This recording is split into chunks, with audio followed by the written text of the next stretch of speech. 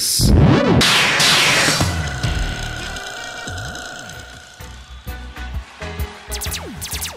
Sunsplash TV, Pierre Tosi with you, and we have Kimani Marley. It's a great honor to have him with us. So my compliments for the show. So it's 50 years of Jamaican independence and 50 years of the long story of the Wailers. So your father and your father living together as a brother in Trenchtown 50 years ago, starting to harmonizing in the streets, and you did celebrate that with this show. So what about the vibes on stage tonight?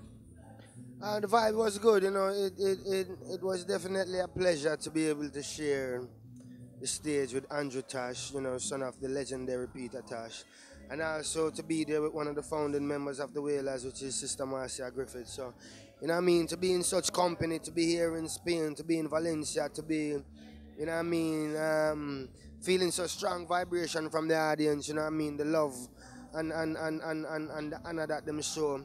It's an overwhelming feeling, and it's always something that you can't really put into words, because those are the feelings in life that you cannot describe. You know, those are the feelings that will always stay with you. You know what I mean? These are the moments that I will cherish and remember for time to come. And I was wondering, is there any single day you're not listening to some tunes by your great father? Yeah, I go through a day or two sometimes, you know what I mean?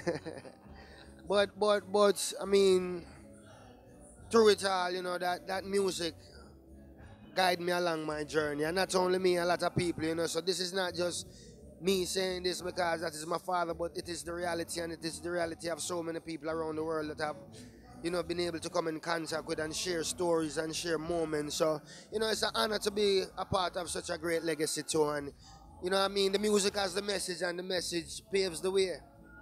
And concerning messages, you did write your story in a book, and it's a story of strong determination and perseverance, like to get out of the darkness with a very strong light. So can you tell us some words about this book, the Dear Dad book? Yeah, well, Dear Dad book was, you know, really just gave my friends, my fans, just insight on who I am and the individual I am, and why at times I may, you know, express myself a little differently, and the reasons why I can express myself differently, because, you know, my upbringing was as such, you know what I mean, was raised in very humble beginnings, you know what I mean, raised in the inner cities of Miami, in a little house, 9 people, bored, you know what I mean, and really going through the stresses and strains and struggles that from the outside looking in, you wouldn't expect that to be my life. So a lot of time when people hear some of the music and, well, say, well, how can you sing of the struggle when your father is Robert Nesta Marley? Then I have to say, no, I can sing of the struggle because I have faced the struggle firsthand. And I'm not just singing words that, you know, sound that are rhyming, that put together, that sound well, but I'm giving you, you know, a part of me, you know what I mean, something that I've experienced myself. And the last couple of questions, if we get into your discography, you're sticking with the true roots and culture, but you have some strong influences with hip hop too. Yeah. I'm a music man. You know what I mean? I'm a music man, and, you know, I was raised in the States, so I'm influenced by many different genres of music. You know, you have rock and roll, you have hip hop, you have R&B, you have blues, and you have the root of it, which is reggae music. You know what I mean? So every tree you have the roots, and then you have branches.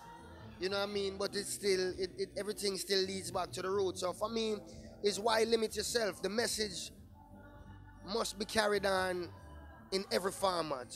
You know what I mean? In every way. So if I have the ability to sing you something conscious on a hip hop track to cause you to provoke your thought, then why not? You know what I mean? Yeah, not everybody listen to hip hop, not everybody listen to reggae, not everybody listen to rock, but everyone listens to music. You know what I mean? So I make sure that I give you music. Yeah. And are you working on some new project? Are you still collaborating with the man Don Corleone? Working on a new project, working on a nice little roots album, and I'm working on a nice little crossover album at the same time. But I have a nice roots album coming. You know, I have a collab with Andrew Tash. I have one with Gramps Morgan from Morgan Heritage, and you know, looking for a few more before I close it up. But nice vibes, nice vibes, nice fresh vibes too. You know what I mean? Something which bring it back to the root, but still have the influences of maybe some soft rock, or, you know, that nice acoustic, driven feel. So feeling good, feeling good. Enough music, enough music, enough music. Thank you very much, and my compliments for your show. Thank you, Kimani. Thank you very much. Oh, the guys.